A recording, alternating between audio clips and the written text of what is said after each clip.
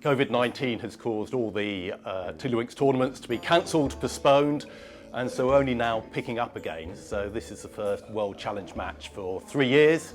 The last one, Harley and I went over to America and beat the top American pairs, Dave and Larry. Unfortunately, since then they became American Pairs Champions again, and so they have a challenge to us, and so they've come over here in Cambridge for this match. Tiddlywinks, definitely a sport because you've got the shooting a wink and playing a wink with accuracy, so you've got a physical element to it as well as the intellectual element. The University of Cambridge started a Tiddlywinks club in 1955 to try and take it seriously. One of the rules they introduced was covering up an enemy counter. That effectively captures it. And so in real winks, there's a lot of capturing and recapturing and freeing of enemy winks and your own winks rather than just flicking winks into the pot. It then grew to be different universities played. It went over to America. And in the 70s, it decided there should be a world competition with the American champions playing the British champions. At the moment, that was a two-nation thing. And it became a bit like boxing or chess. You have a champion and then you have challengers. And to become a challenger, you have to become national champion of your country.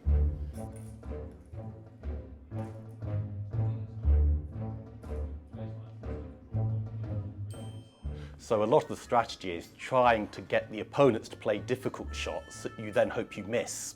They miss, and then you in return only play the easy shots to get back. However, they know I'm doing that, and they'll do the same to me.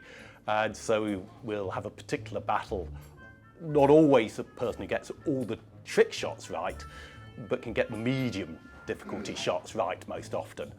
And that may be sufficient. Both requires physical skill and actually strategy. So it's like playing a game of chess, but you have to shoot your piece to where you want it to go. So it's a really good combination.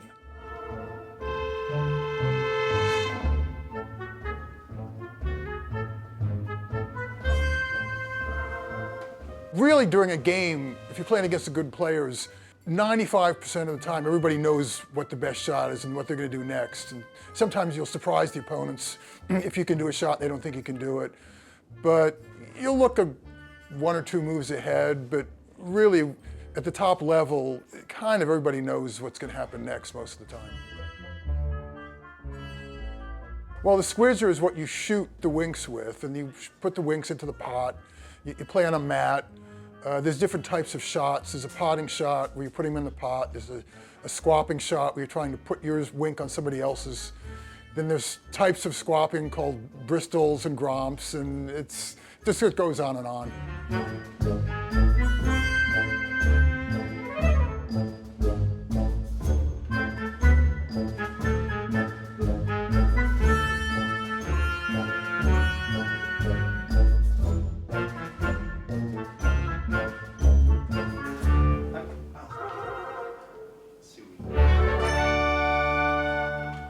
I think it would be a tough match. The previous one in America went all the way, all 7 games, and there was only 1 point in it at the end, so it effectively did go to the final shot. If we play well, we want to make them work hard. They all think they're narrow favourites, but we're going to make them work, and hopefully we'll retain our title for Britain.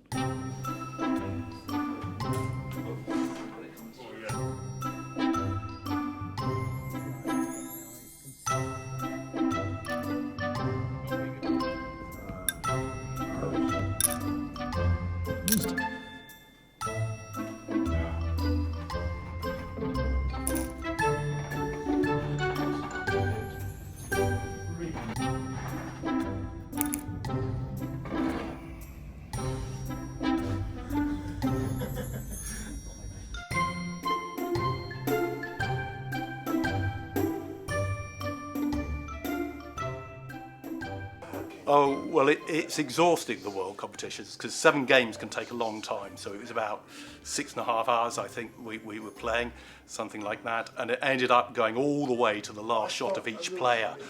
We ended up scraping through 25, 24, the smallest margin just about. And it looked like halfway through the afternoon it was going to be a short, easy evening, because we'd played well in a couple of games, and then we'd stolen a big win against them on a play, but then they came back really well. I mean, they're good players. They were always going to be a a struggle to beat, and we were sort of clinging on by our fingertips at the end, but we did it.